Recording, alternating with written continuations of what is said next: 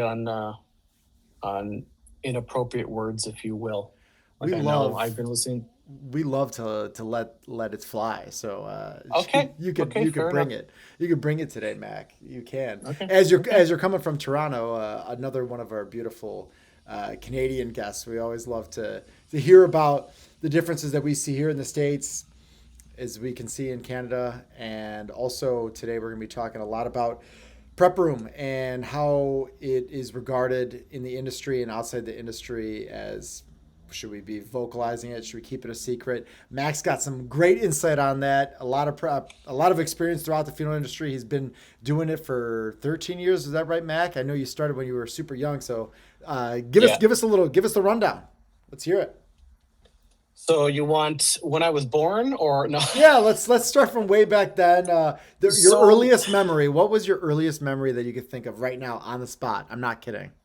so my earliest memory of not even being in a funeral home, but just being a child, and I knew I Yeah, was, if you will, built different, just because like we all are. when it comes to this industry, this profession alone, it takes obviously you hear it all the time, that special kind of someone, a special this, It special does. that, right? Yeah. And when I remember clear as day when I was a little kid, I would go off and play into the yard or play into a field across the street, and I would sit on the ground, dig holes, put things in the holes, and bury those said objects. It doesn't matter what it was. I was just doing it. Wow. What And was? I found it fascinating that when I would put the dirt on top, and it would have like that grave edge to it, right? Sure, So, sure. it was, didn't think anything of it. I was bearing boxes. Like I said, it didn't matter what it was. I was just putting shit in the ground, basically. Why? Um, Why? What do you think it was that was I causing don't it? know. And I think, you know what? I think I don't want to say it's part of a greater plan, but there was always a reason for it. There's always a reason for something, Yeah, right? yeah, There's a reason why I drove today. There was a reason why I picked my nose yesterday. Who knows what it was, yeah, but there's a reason. yeah. And it wasn't until, my grandparents started to, pass away, Sure. and we'd be exposed into seeing the open caskets. Because back then, I mean, early 2000s, it was open casket. Always, Cremation yeah. was a thing, but it wasn't, really a thing like it is today. Sure. And Hmm. I remember going up to the casket and seeing my grandmother or my grandfather. Hmm. um, you look at them and you'd see it, but you would look, and I know this conversation has come up before, when you look at somebody and you see like the rising of their stomach, and you're like, whoa, Yeah, whoa, right? yeah. So it was always interesting. And Hmm. I think what really hit the nail in the coffin, So to per speak. se, yeah, was my grandfather's sudden passing, Yeah. in 2013. And Okay. I was 15 or 16. No, I was definitely 15. Uh-huh. And it was definitely being exposed to that, so, you know, I guess early on, and being very much aware of what was going on, Sure. that I still vividly remember everything and every detail today. Yeah. And going to the funeral home, seeing him lie in the casket, and then I started to really say, okay, you know what? Maybe this is it. Maybe this is something that I would be interested in doing. Right. And I started looking more into it, and was able to acquire a co-op in high school, where I got my feet wet. Okay. And the very first day of my co-op, I met the funeral director, who was also the owner at the time. He has since passed away. Uh-huh. But I met him at a parking lot close to where I'm at.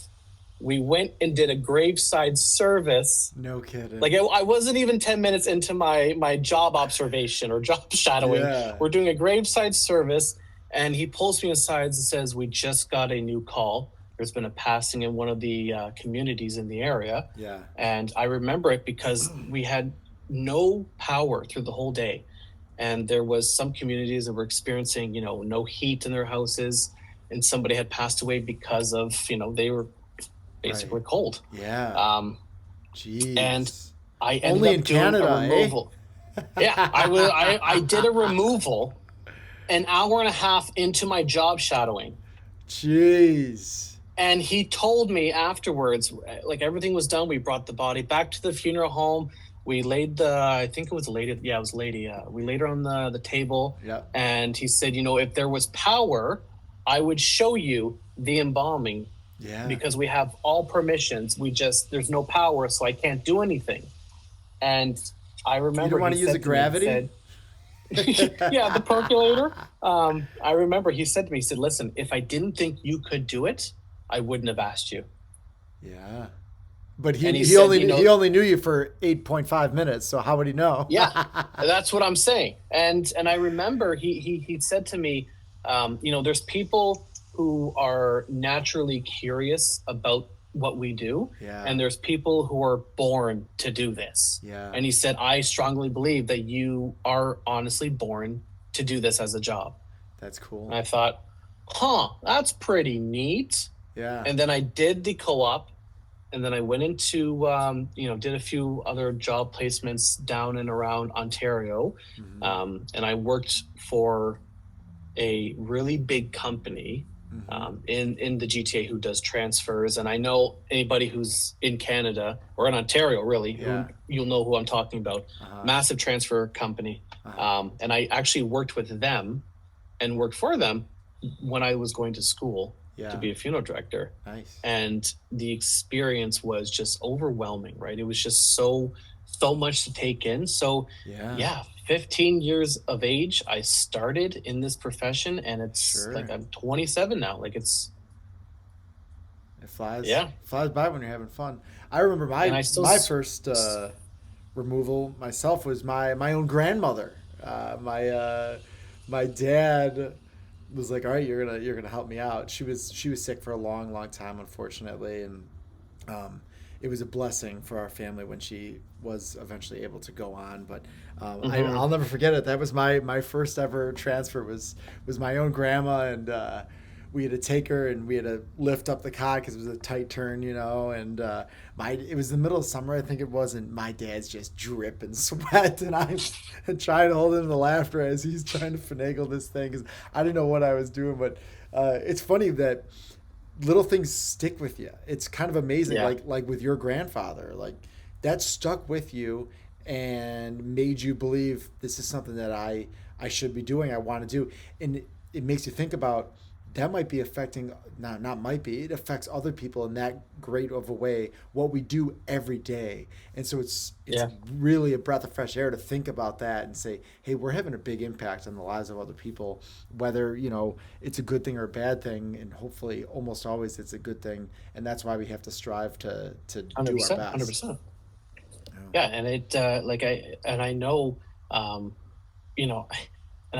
it's, when I first became licensed, I used to always think, oh, yeah, I can talk to people. Arrangements have to be easy if all I'm doing is just talking and explaining things. Sure. But I'll tell you right now, and I feel like this might go for some people, may not go for other people, but the moment that I first sat in an arrangement and actually did it by myself, I don't think I've ever tripped over my tongue so much in my life.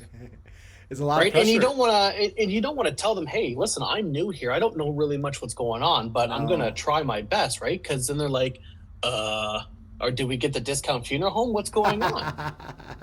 Right? So the anxiety's through the roof. You're sweating. Oh yeah. Like it's crazy how much this industry can impact newly directors, still age directors, veteran directors, and even the families, right? Like it's a whirlwind. It is. And it's something that you experience as you're going through things. And that's why we do have such a special job, because it's not for everyone. It's not an easy thing to do. You have to be on your toes. You have to be thinking ahead. You have to be well-spoken. You have to present yourself in a way that's going to comfort the family.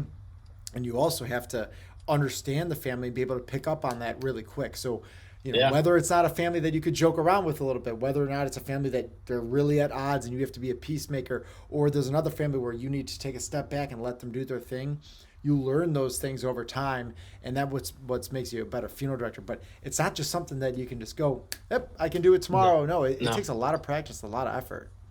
And that even just reminds me now that you were saying that. Mm-hmm. I remember when I first started with the company that I'm currently with.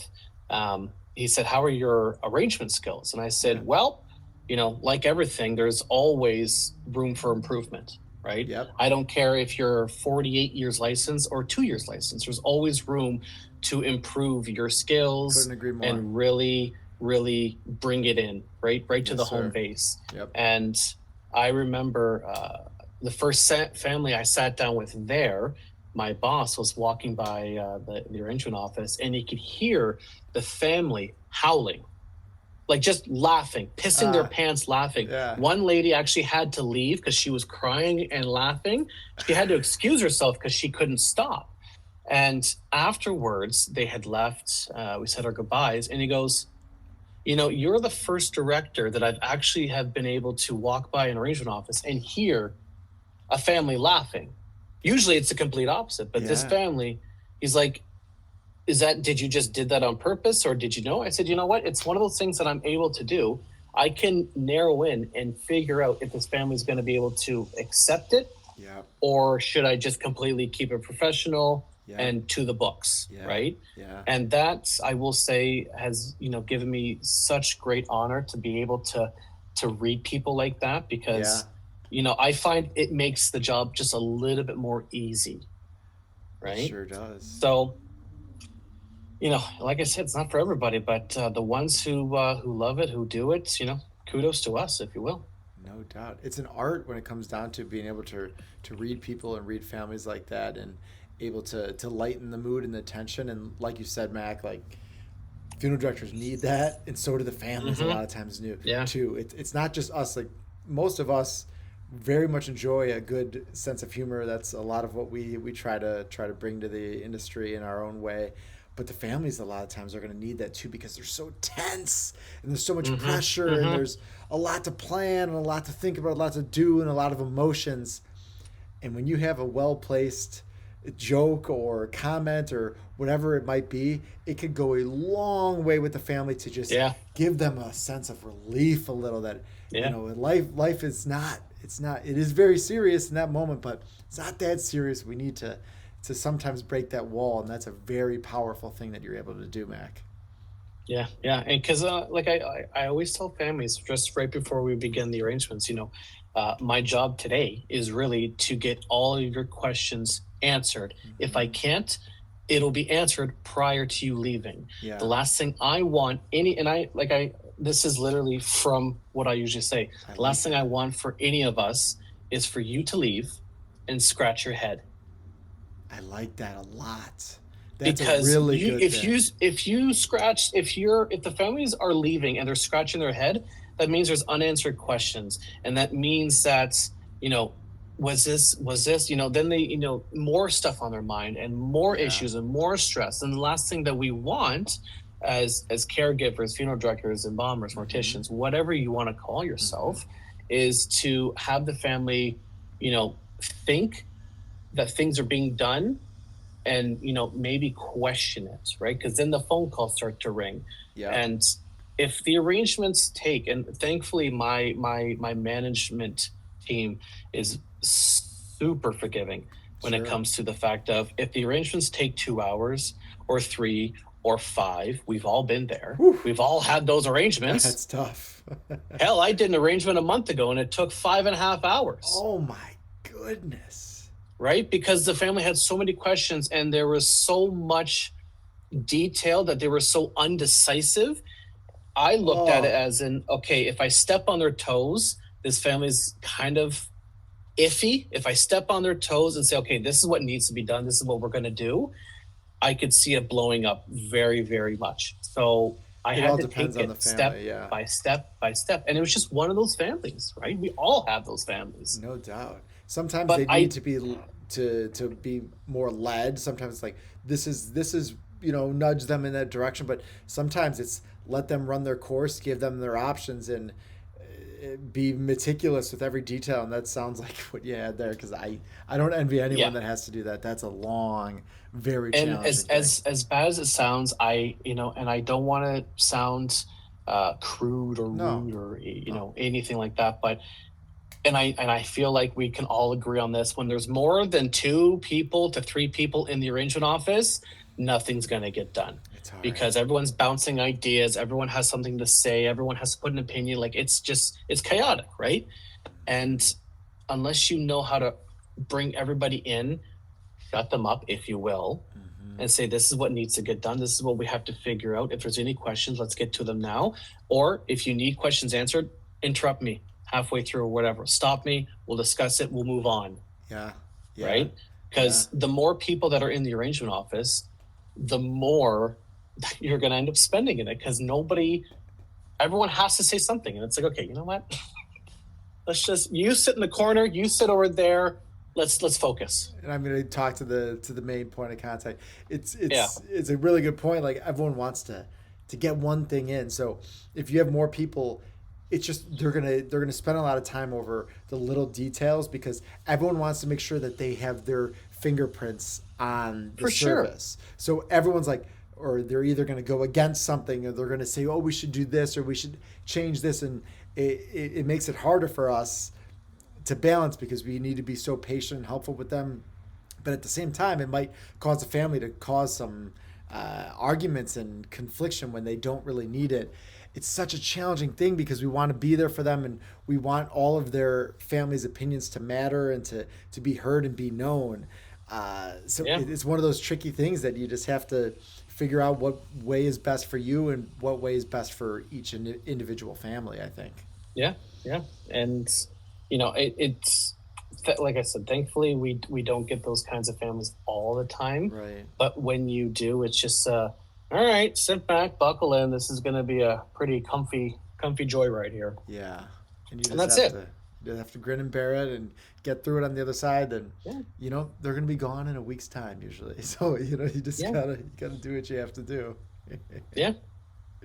Let me hear a little bit about your actual career then. We talked about how you got started, sort of. Where were you at the beginning? I know you were at a larger firm doing more behind the scenes, and now it seems like you're doing a little bit of everything. Let me hear the career that is Mack. So, how many years have been licensed? It's been 4 years, 5 years, including my internship. It'll be 5 years come 2024, I think. Okay. I might have to bring up the calculator later on because I honestly forget half the time. So when I did my internship, or when I was in school, I was working, like I said, for that really large firm. Yep. Or that big company, transfer company in the GTA or in Ontario. And I decided to say, you know what? No, I want to experience the family-owned side. Yeah. During my internship, so I moved away to a quieter town, and 90% of interns or directors, I lived above the funeral home, right? And it's the beautiful aspect of I love this job so much. I could just work 24 hours a day, and by golly, I feel like they heard me talking in my head. Because it was, what? At first, it was great because I wanted to bend over backwards and show my enthusiasm. Yeah. But I think at the end of the internship, I thought, what the fuck did I get myself into? Because, we're looking at 2:00 in the morning and I got a transfer. I'm not even on call. I don't even think there is no set on-call schedule. It's, hey, Mack, I know are you at the funeral home right now? And you would be damned if you do and damned if you don't. Because if you said, no, not here. Well, your car's here. I see you on the camera. Well, yeah, right? So, yeah. So I'm out for a walk. I'm an hour out. yeah, I went for a walk. So after my internship, I thought, you know what? I definitely want to move back home. So luckily enough, I was able to secure a job at my hometown. Okay. And that was around the time that my dad was getting very sick. He acquired a rare disease called Guillain-Barré syndrome. What's And that? it attacks your nervous system. on its Jeez. own. And it basically, the way he puts it is, it's when your legs go to sleep, like when you're on the john for too long and your Yeah. legs go numb. Yeah. It's that kind of numb. You Yeah. can't walk, but you can feel everything. Yeah, that was me after Christmas evening. Yeah, basically, right? So, it started from the feet and all the way up to his neck. So I was fortunate enough that I literally moved back home in the nick of time to Really? kind of take care of him if need be, because he ended up going into the hospital for 9 months. Oh my It was a gosh. very chaotic scene Yeah. while working, and the job was great. I wasn't doing much arrangements. I was still in the prep room, and a part of me thanks my previous manager, because he is what, and he has autism. So Asperger's, autism, Yeah. it's the same category Spectrum. now Yeah. these days. But his hyper fixation was making sure the eyes and the mouth are perfect. It makes Perfect. for a good embalmer. I thought Tough if I you're was managing or underneath him. yeah, I thought I was a pretty damn okay embalmer, and I say okay because I was still, I just got finished my internship. I just wrote my board exams. There's no way in hell I'm an amazing Right. embalmer, right? So Right. I thought, you know what, they're pretty good. I thought, I was told, and then when I moved locations, it was a big kick in the ass, because he's like, no, this is all shit. And I remember there would be Really? times he would come downstairs, wouldn't say a damn thing to me. He would look, and he would get down right level to the Okay. table.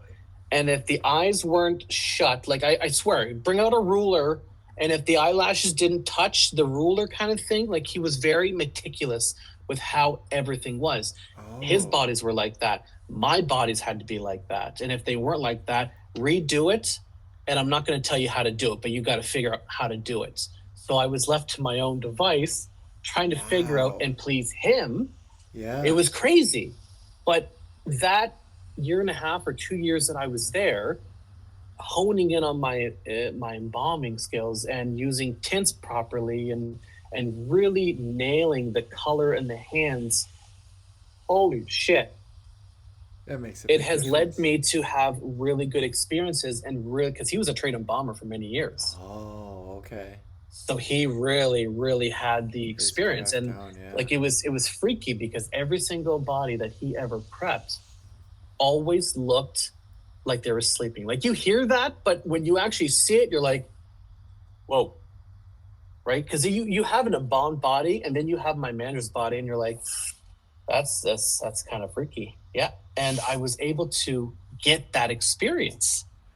I want to So know. I want to know. Give us a couple tips or tricks that you learned from him.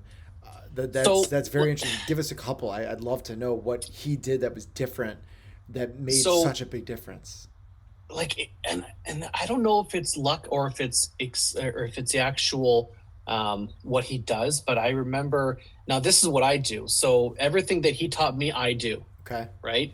So I'm just mirroring him right now as I'm thinking. So let's just say, for example, I don't co-inject, or sorry, I don't pre-inject any bodies. Okay. The only time I pre-inject a body is if it's jaundice. Only time. Okay. And I put What's two the and a half. thinking? What's the thinking behind that? So the reason why is because what I want to do, and I will actually do step by step, because this is it's never failed me, and I've Yeah. done Okay. many jaundice cases. I've never had a failed case on this. Oh, Um, so jaundice, yeah, yeah.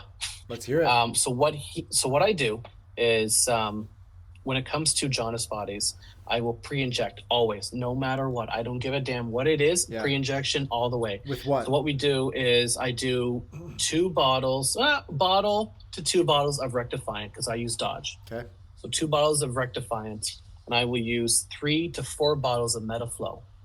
Okay. Strong. And then oh yeah, yeah.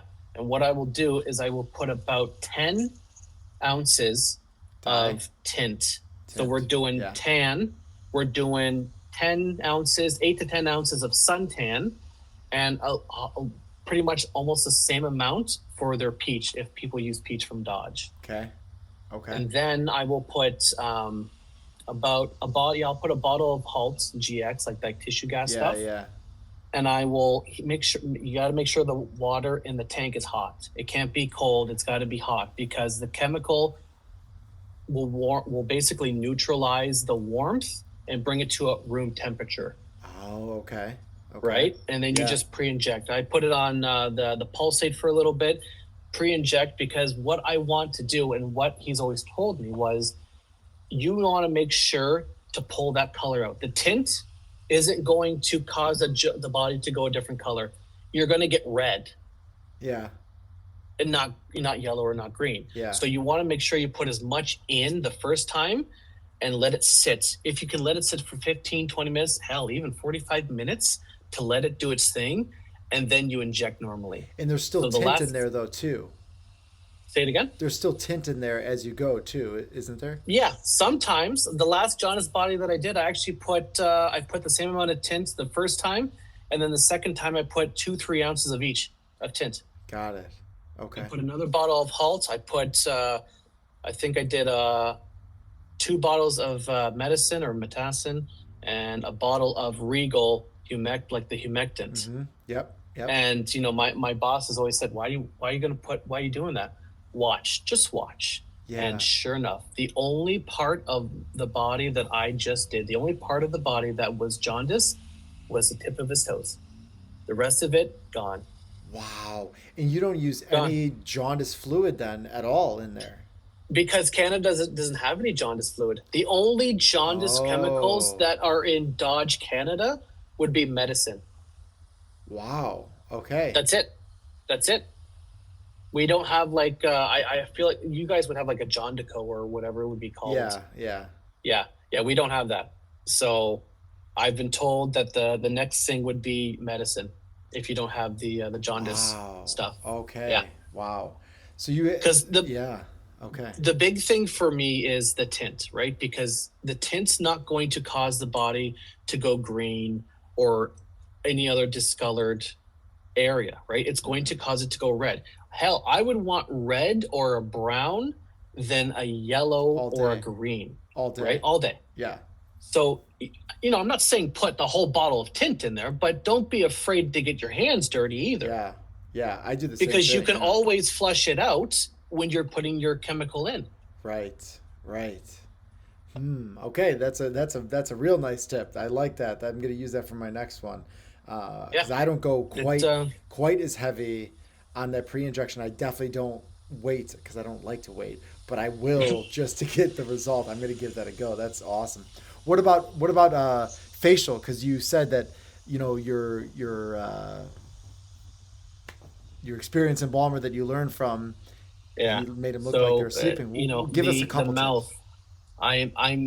I had an intern last year that worked under me, and it was almost just I mirrored my previous employer because I was anal. I wasn't as hard, like I was nowhere near as hard on my intern than he was with me. But I would come in there and say, you know what, there's some pretty good gaps into the mouth, right? We need to build that up, right? So take cotton, put it in there.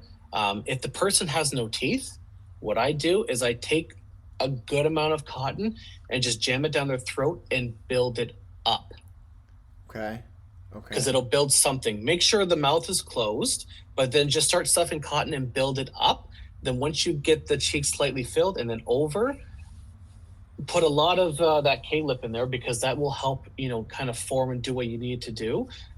Anytime I do a prep, I always make sure that the bottom lip has a slight curl to it. Right. Because naturally, when your mouth is closed, you have a slight curl to your bottom lip, right? Mm-hmm. Not like a frowny face, but a naturally slight curl. Yeah. If naturally the dimples are there, I will leave them. If there's wrinkles right at the corner, those wrinkles have been there for a reason. So I will do something with that. I like to make sure that the body looks better than what they were when they passed away. That's always a good and that's standard. Everybody's goal, obviously. But the comments that I strive for is, wow, she looks better dead than she did when she was alive the past couple of months. Best compliment ever. Exactly. Right. So, and my theory is I would rather use tints and embalming chemicals if it's needed, than cosmetics. If I can get away with cosmetics, 100% any day. Yeah, absolutely. It's always Yeah. better to cosmetize from the inside out and then like just have to use a little bit of tint on there and not have to use any actual cake is like what I like to call it, no cake. And like even with the eyelashes, right? You don't need to make sure that they're pointing straight up to the sky, because naturally our eyelashes don't, right? They point down, Down, yeah. right? Yeah. When you look, they point naturally down. So keep Yeah. them down. You don't need to point them up. Make sure the tear ducts are closed, right? Because nobody likes seeing big gaps. And Right. if you have a hard time closing them, I take Wax. a Q-tip with a little bit of K-lip and just kind of dab it in there, and it stays, Yeah. Yeah. right? I do the same. Like Um, I'll heat up a little bit of wax like in my hand and I'll just dab it right there. Boom, done. Because yeah. that's the worst. Like you can't see that or any gaps and uh, you know it's the worst when you see that. You can't have it. Do you use eye caps? Do you do anything? So Well, what I if do. some? Now, Yeah. naturally, if the eye is already naturally closed and I know I've got great color in the face and I know that there's not a chance those eyes will open, I won't Yeah. even use eye caps. There's been many times Yeah. where I won't use eye caps Yeah. because, or even mouth closures like the needle injector or the submandibular, I Yeah. won't even use it because if the body came in with a tight mouth, I would be shocked. I'll hand over my license to my board if the mouth popped open Right. during the visitation, right? Like Right. it's that confidence that I have in my work that I know. No doubt. Um, and it's one of those things that I'm more of a watch me hands-on kind of person than Mm-hmm. trying to explain it, because you sit there and you're like, okay, well, how did I do this? I know it automatically how to do it, right? So like Right. with that jaundice body, and my boss was, I remember my manager right now, he was slightly concerned with the amount of tint that I was using, but I told him, I said, listen, just trust it. I have Just not rough. had a failed jaundice body Yeah. in the 5 years that I've been prepping, and I've done probably 35, 38 cases of jaundice, Yeah. ranging from low to very extreme. Sure. Um, so it just depends, right? And not one of those cases have failed on me. So I know that my work, when it comes to that, I can trust it. Right. Right. You I want to build up. try milk, but I mean, we can't do that, I guess. I know. I've always wanted to try it too. I Have you think heard we've of all anyone wanted to actually try doing it. it? I want to try it, but You it's got to like use homogenized. you don't want to risk it. You don't want to Yeah. risk that on a family. It's not worth it. But I'd like to know No. if anyone's actually done it and if it's worked You for know them. what?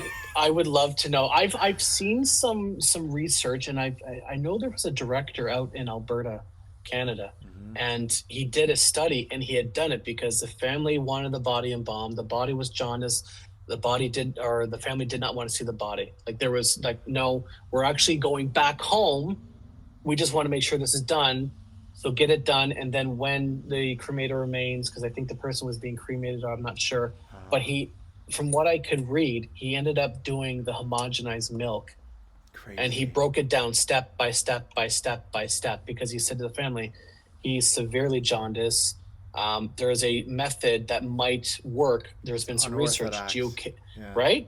Had him sign off on it, saying that yes, homogenized milk is okay to use during the embalming. Like he cleared it with the family, and then step by step by step broke it down so that you can actually see detailed.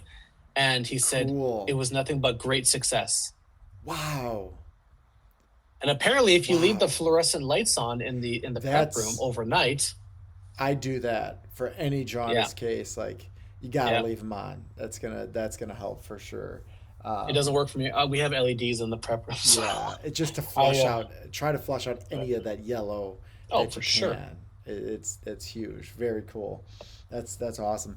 Let's dive into that concept that we were wanting to talk about too. Oh How the yes. prep room has changed a little bit over the years. I mean, you've been doing this for about the same amount of time as me. Um, how have you seen a shift in the way that the prep room is seen in the public versus in the private eyes of our community in funeral service? So, it's hard to say how it's shifted.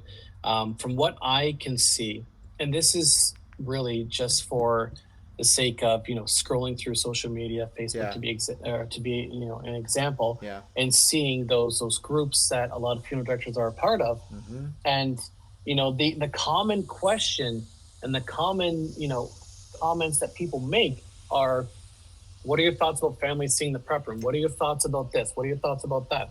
Or knowing And when things it's about the all prep room, right? when it's all geared towards the prep room, and you see the comment section, and it's split right down the middle, 50-50. Some people say nope, everything needs to be hush hush, quiet quiet.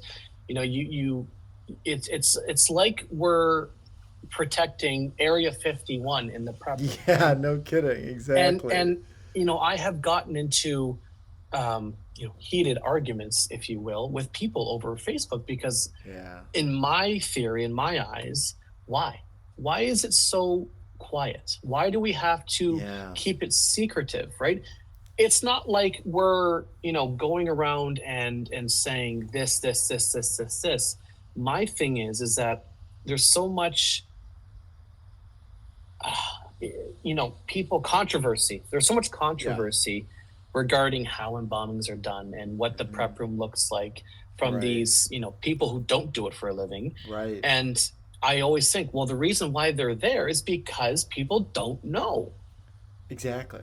Yeah. If people knew about it, it might not be so intimidating, right? It's not like I'm not saying to take a family, when you're giving a tour around the funeral home, to just expose them, right? Yeah. They don't Here you need to go. be. No. But at the end of the day, if a family says, hey, would we be able to wash mom or dress mom? Um, you know, there's been times where I have brought families into the prep room, many times, Yeah. right? Now, mind you, there is, on the exception that there's nobody else in there, Right. right? Yeah. Because You can't I have don't that. want to No. call another family up and say, listen, No. we have a family here that's going to be dressing. Do you mind if they're near your love? Like, Yeah. no, right? No, you can't That have conversation that. No. doesn't even need to be had. Well, you We could will always. I wash mean, do it. you have a table on wheels? Like, do you have that where they Oh can yeah, like yeah, just do and that we will in a bring them into a chapel? common room. Yeah. Yeah. Yeah, we've done that, but the prep room is always sanitary. It's always clean, because I want to make sure that if for whatever reason the board decides to waltz in there, right, it's not a mess, right? Yeah.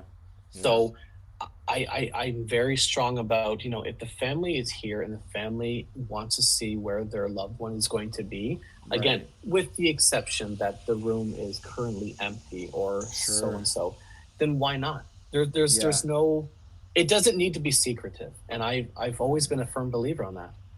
I think transparency is huge because people are so Key. knowledgeable now, and it's. I mean, I think you know about me. Like, I want to be fully transparent with the stuff that we're doing because not only is it best practice, because then families will understand what's going on. Maybe they're going to question us less. They're going to trust us more. But also, it just you're establishing that relationship with the family as opposed to like keeping things a secret. It's like we want to be fully honest with you. We want to show our value because what we do is valuable. And if you don't know how much work we're putting in, how can someone possibly value what you're doing? And that's Exactly. why we need to take an approach that a lot more doctors have, like during surgeries or operations. They are going to tell you every detail of what is going to happen, what they're doing, the whole process. That gives the family comfort. Why can't we do the same thing?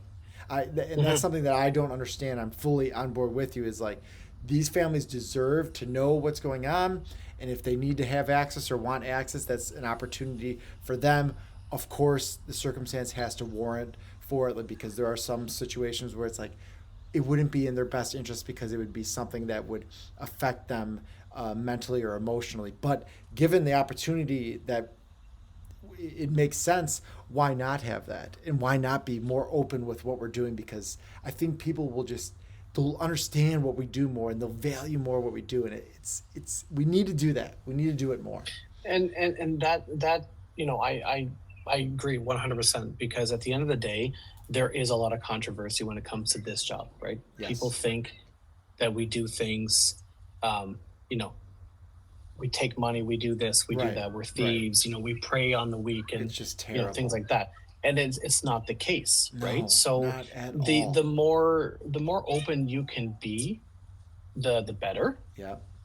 Yep. right? So when I think about, if when people say, oh, listen, we don't want to, we don't need to show people the prep room because it's an art and it's secret. Well, there's nothing. What's so secret about it? No. Right. Why?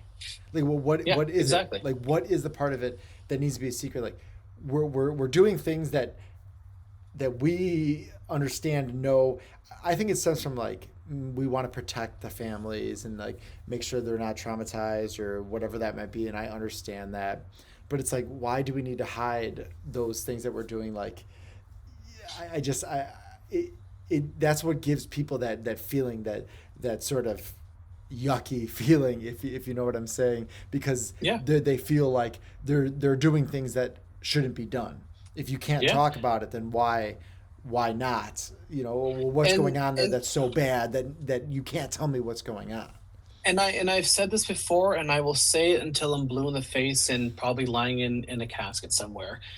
If the family is paying for a service, Mm-hmm. they have every right to see what happens. Now, again, this does come with some guidelines, if you will, Yeah. right? I'm not saying that, if the mom or dad wants to see their son being, embalmed or that, but if Yeah. they want to say, I listen, I would draw the line there. he was afraid of the dark, he didn't like this or didn't like that, or whatever it could have been. We want to see where our loved one will be resting.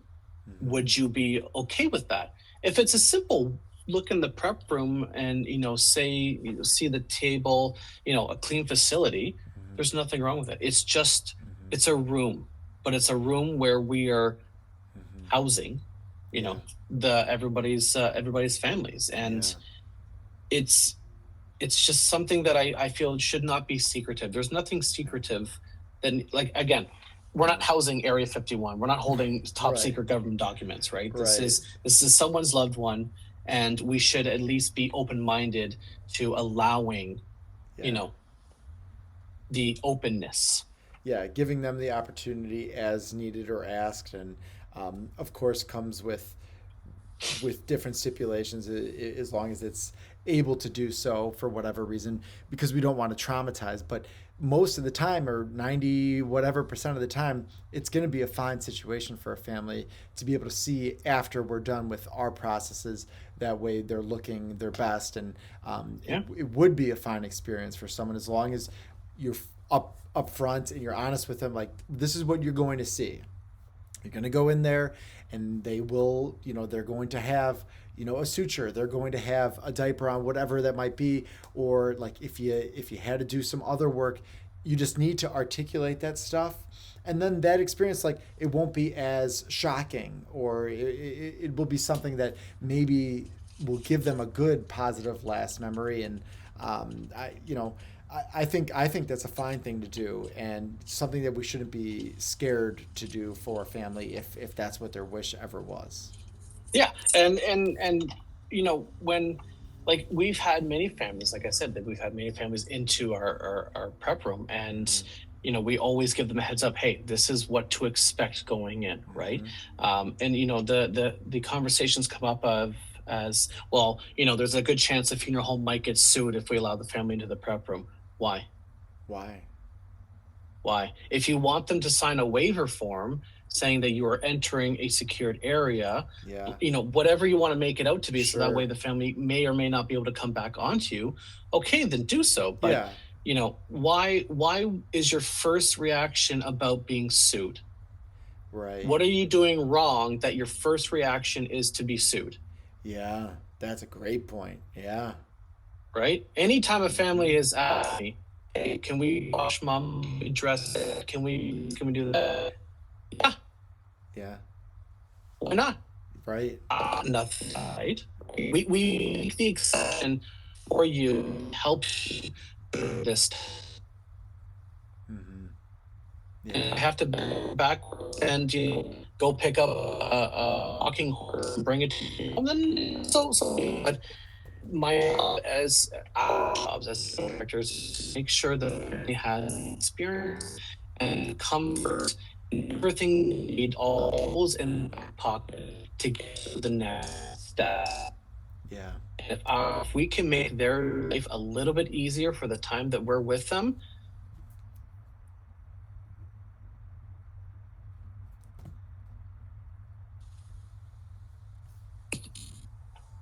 Your audio just went out. Can you hear me? can you hear me? Can you hear me? Hello? How about now? Now I No, can. Now I can. nothing. Now I do.